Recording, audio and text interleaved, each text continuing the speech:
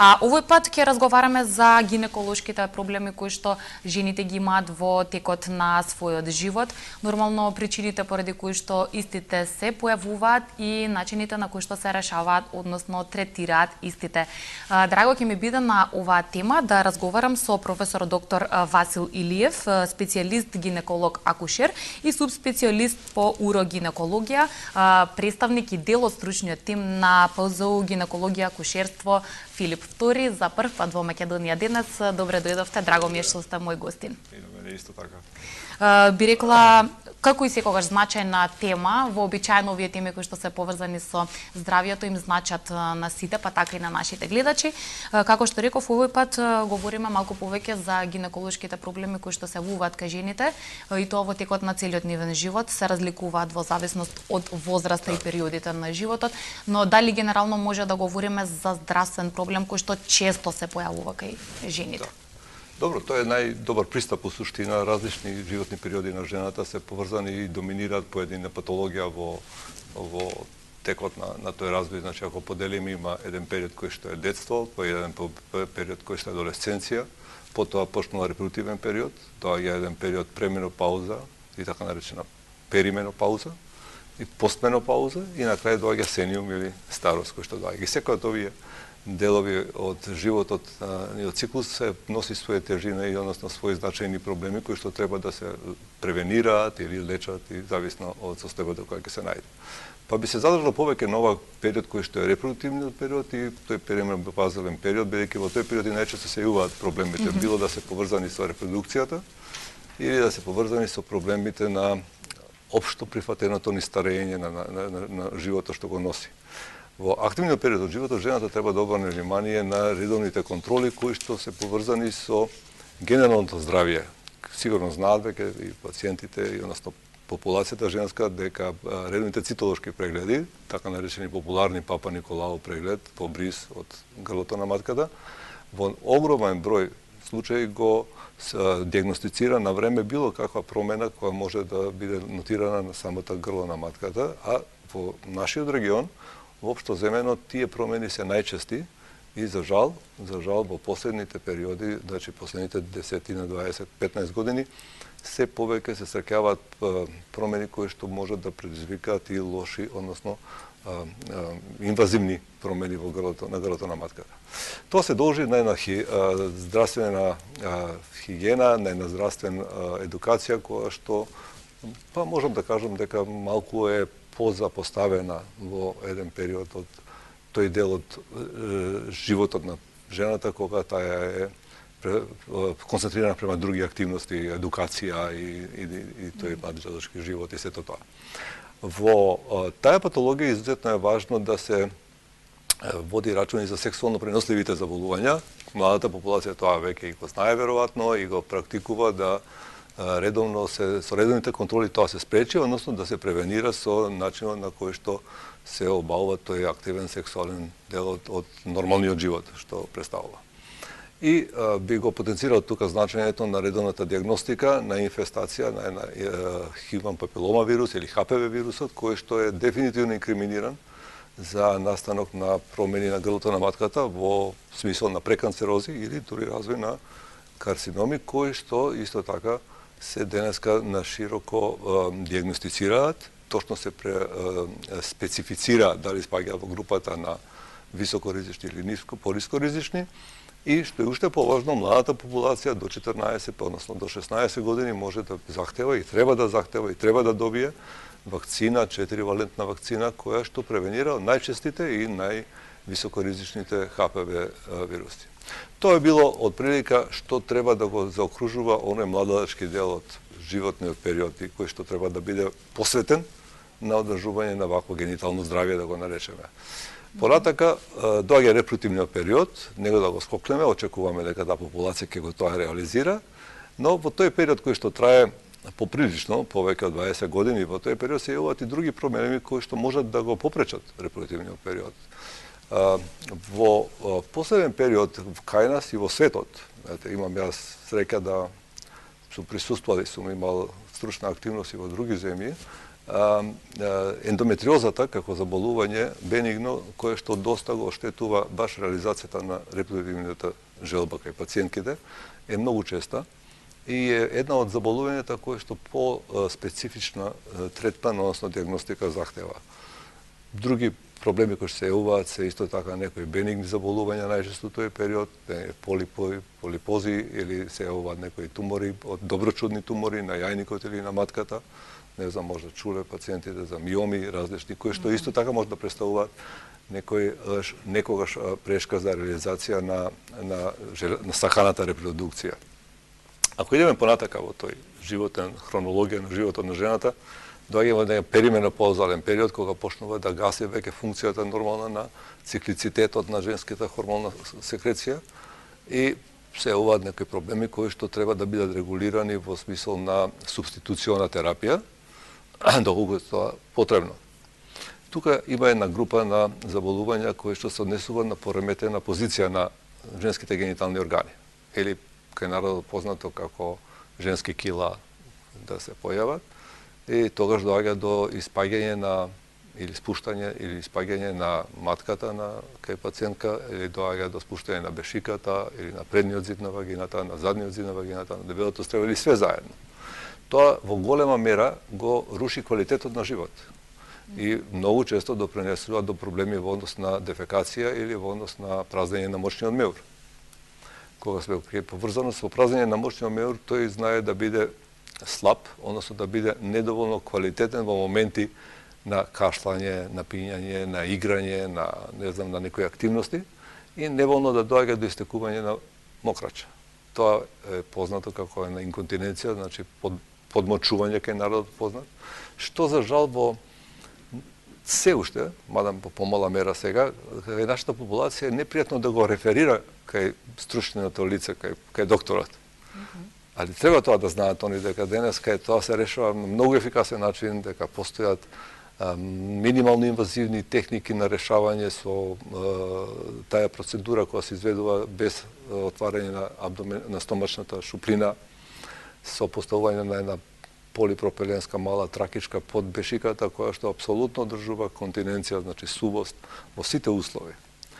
Тоа е еден модел на проблеми кој е поврзан, али не мора да биде со испаѓање на гениталните органи. И вторе, функцијата на мочниот меур. Функцијата на мочниот меур се учи.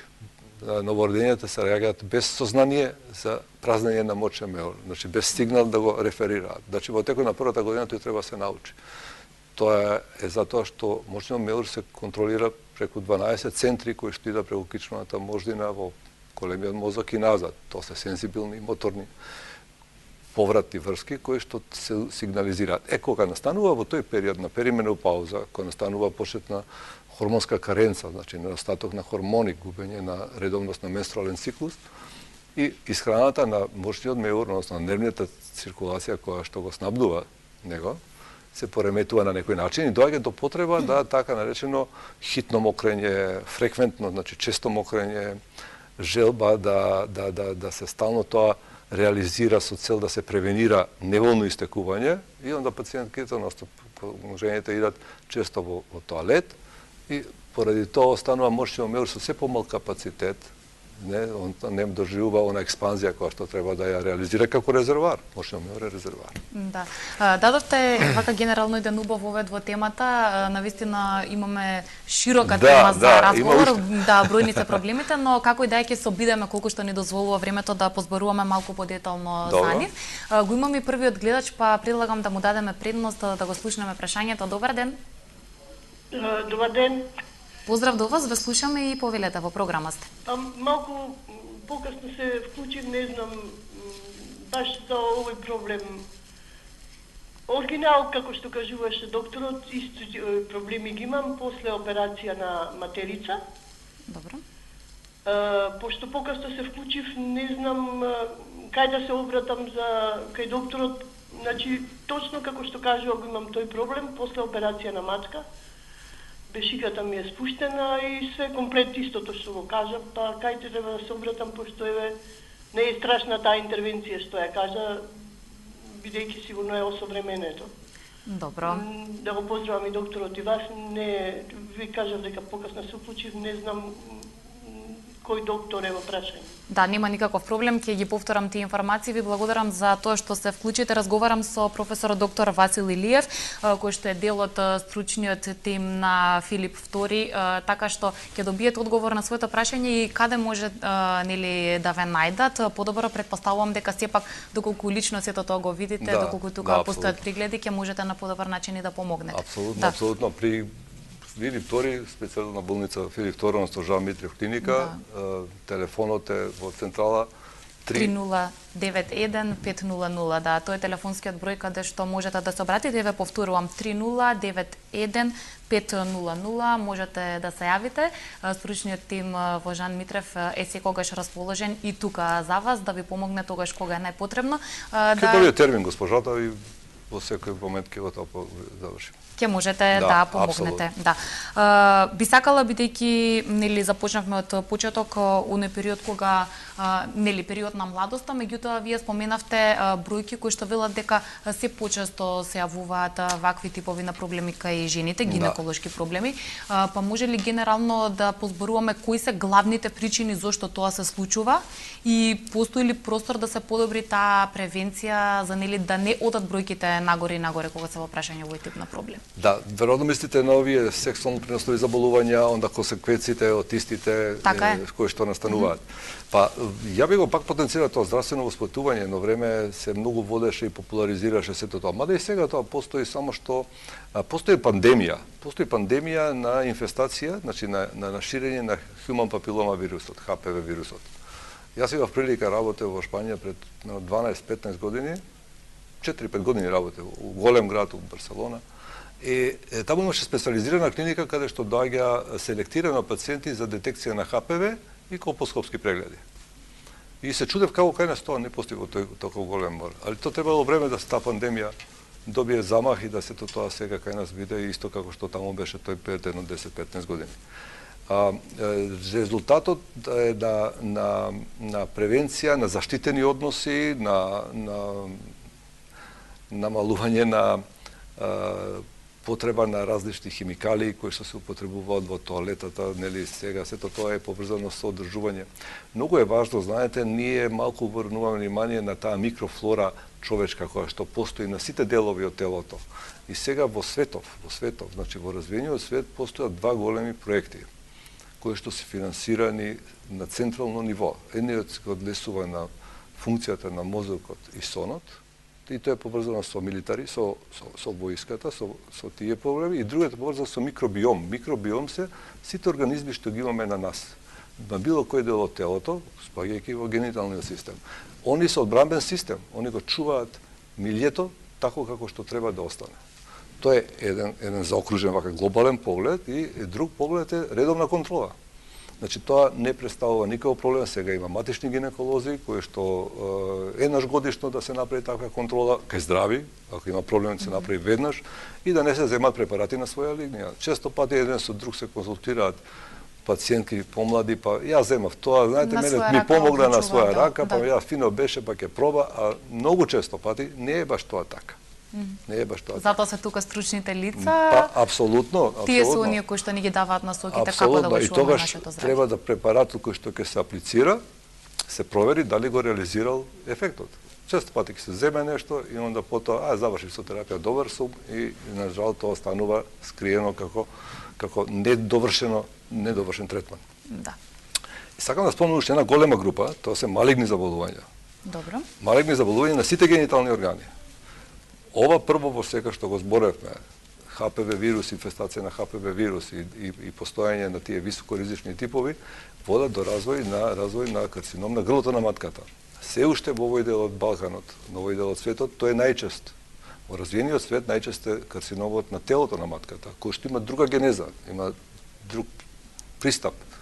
Овој карцином е најчест, па е најпревентибилен, затоа што со Папа Николао брисевите може на време да се диагностицира и преканцероза, да не збориме за канцер.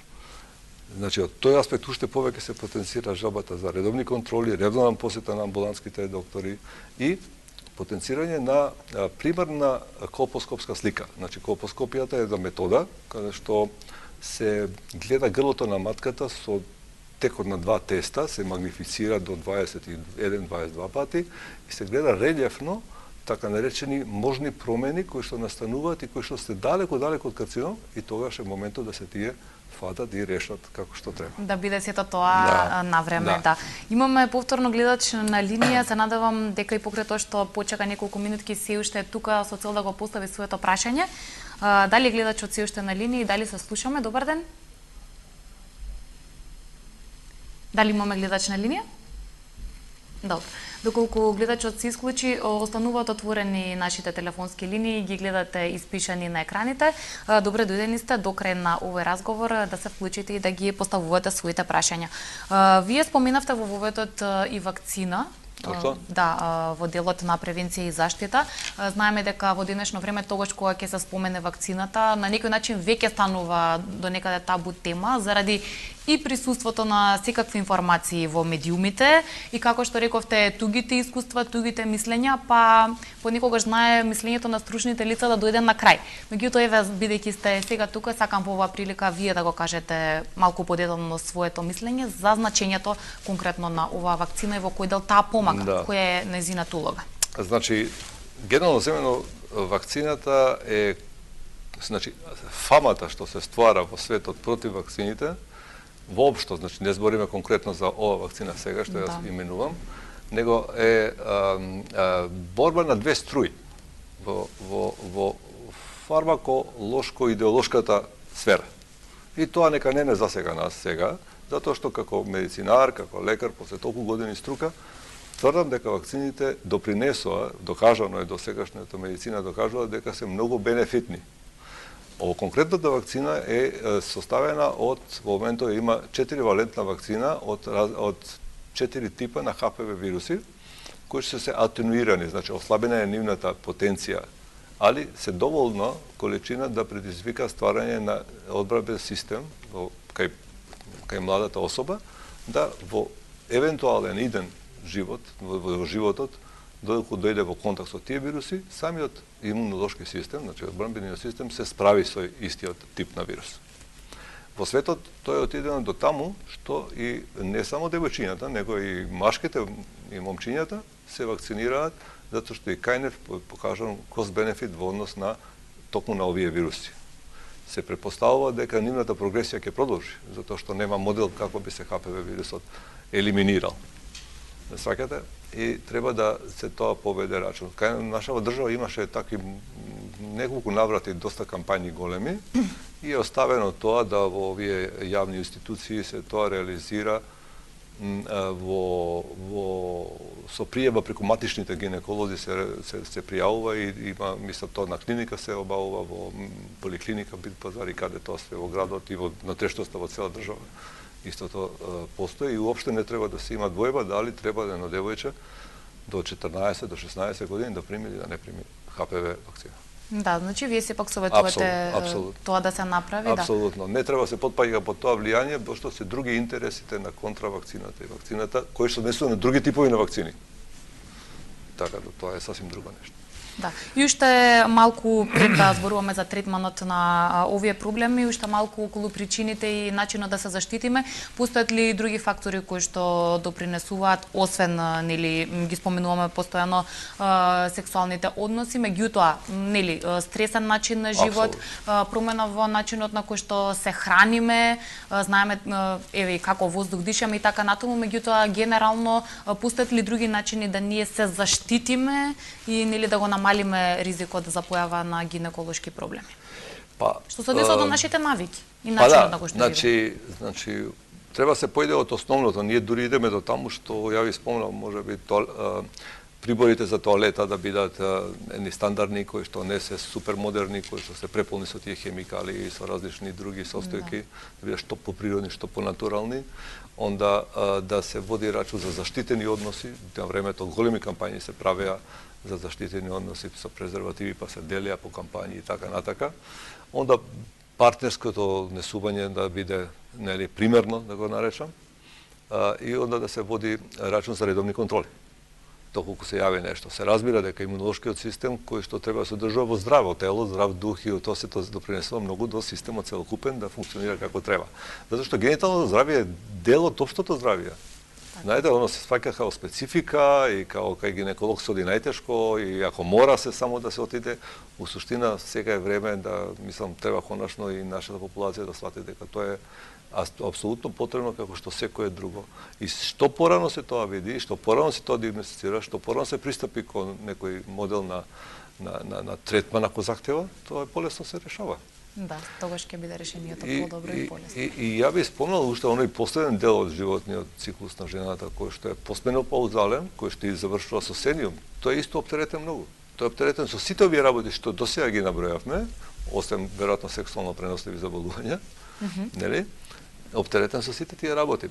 Посебно се потенцира важноста на малигните заболувања во тој период и тоа треба да се води рачун. Ја спомнав за грлото на матката, онда треба да се води рачун за исто за телото, за овариумите, јаниците се во тој период афектирани многу почесто во тој период постменопаузални, односно перименопаузални, постменопаузални, кога треба да се прават исто така тие редовни контроли, значи не сега јас веќе немам месец и не идам повеќе нели на контрола кај мојот гинеколог или кај било кој.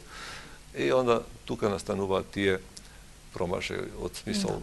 Онда во периодот постменопауза кога се лимитира хормонската секреција, која што била одржавала некој ниво, како што старее кожата, така стареат и гениталните органи. И доаѓа тука до промени во смисол на атрофични промени, тоа се промени кои што промени на старење, да речам. Уште повеќе се потенцира она што претходно го спомнав во смисол на спуштање на органите, испаѓање на органите, потешкотија на одење, испуштање на мокрачата. Или, мислам што е уште позначајно можеби, пошто овие се сите ги загружуваат квалитетите на живот. Мислам дека медицината сега во нашата држава стигна ниво кога треба да се бори за квалитет на живот, не само за да ја преживеам да сум здрав, него квалитетот на живот како ќе биде. И една друга група што ја споминјаме, ве кажувам, дека треба да водиме рачун, дека треба да се од време на време исконтролира, тоа се евентуално појава на некои малигнови. Да, ќе дозволите на кратко да ве прекинам, бидејќи имаме гледачи на линија, па да им дадеме предност. Добар ден за првиот. Добар ден. Дали се слушаме со нашите гледачи и дали се уште на линија? Велам добар ден за првиот гледач, доколку се уште сте овде и сакате да ги поставите своите прашања. Добро, веројатно немаме во моментот гледачи или не е во ред врската со нив. Се надевам дека сите оние кои што сакаат ќе успеат во рамки на уште неколку минути кои што ни преостанаат овој разговор, тоа да го сторат.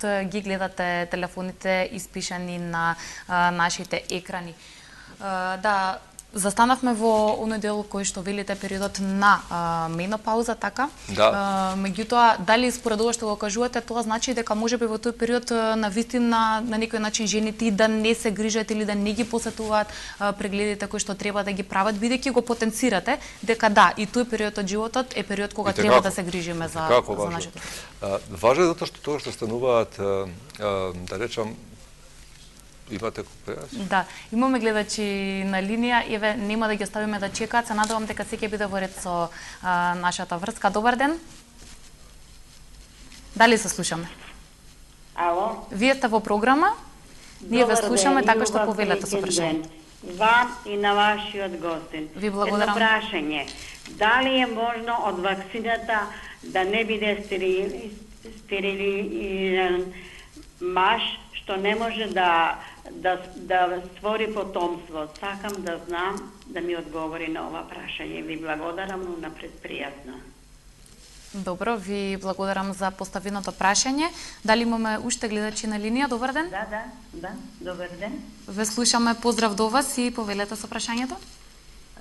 Благодарам, прво ви ја поздравила емисијата, затоа што преку научуваме доста работи од гледањето на вашите гости. Ви благодарам. И сакала да му поставам на докторот едно прашање. Имам девојче на кое што со земање Папа Николао ли, не знам што, установено му е син еден и од син еден, мислам девојче, жена со 2 детиња и ја дадени вагиналете флуобаурацил вагиналети, кои што мисли докторот се поставува дека ќе со тие вагиналети ќе исчезне цинот и да се заголеми имунитетот. И второто прашање е дали на девојче од 14 години кој нема примено ХПВ вакцина не е касно да ја се даде, би сакала одговор на тоа. Добро. Ви благодарам многу за убавите зборови, за тоа што не следите и се вклучивте и ги поставивте прашањата.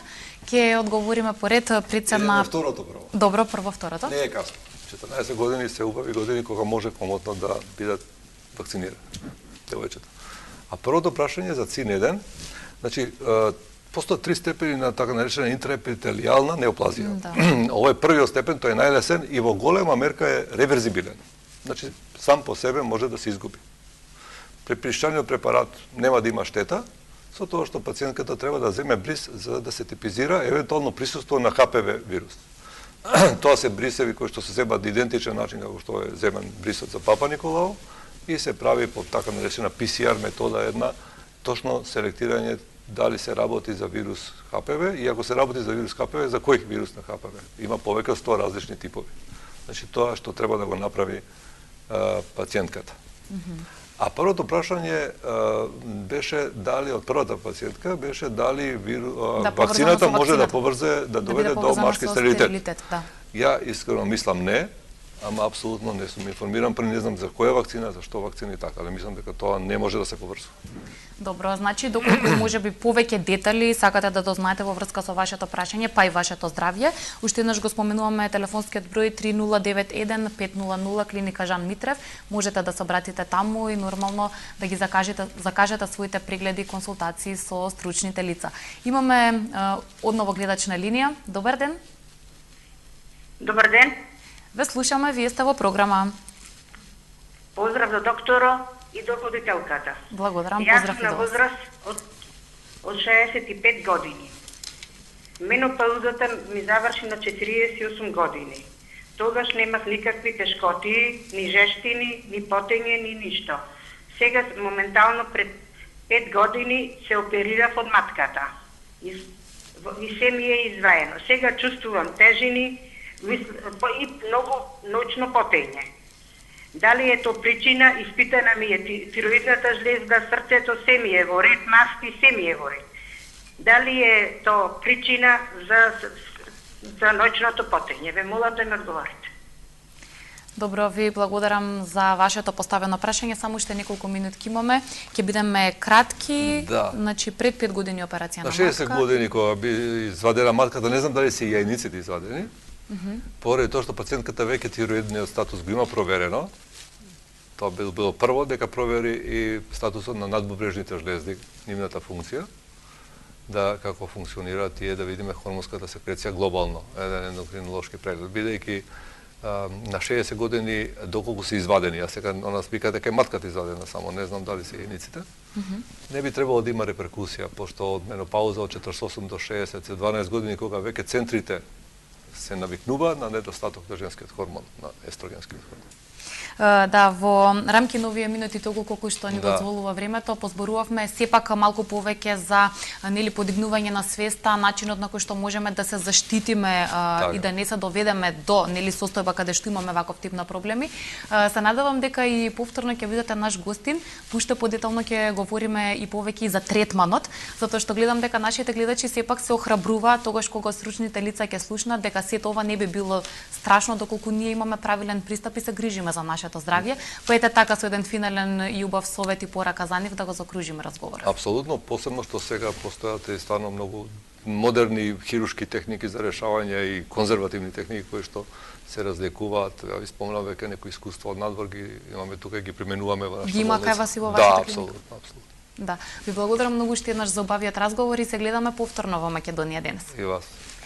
На овој начин ја заокружуваме првата денешна тема, каде говоревме за гинеколошките проблеми кои што се јавуваат кај жената во текот на различните периоди од незиниот живот. Мој прв денешен соговорник беше професор доктор Васил Илиев, специјалист гинеколог акушер и субспецијалист по урогинекологија, дел од стручниот тим на нашите пријатели од клиниката Жан Митрев.